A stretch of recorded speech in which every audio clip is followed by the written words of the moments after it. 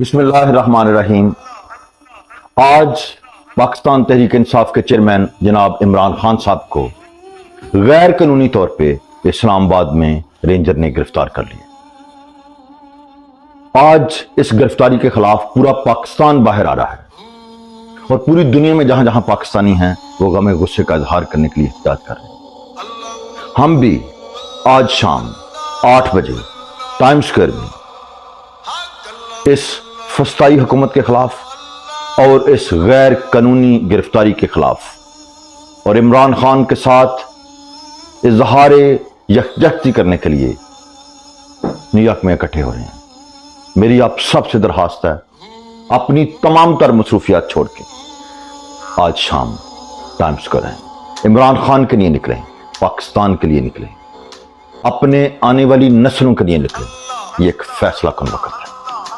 आखिर में ये शेर मेरे लीडर के नाम, मट्टी की मोहब्बत में हम शिफ्ता सरों ने वो कर्ज उतारे हैं जो वाजिब भी नहीं थे।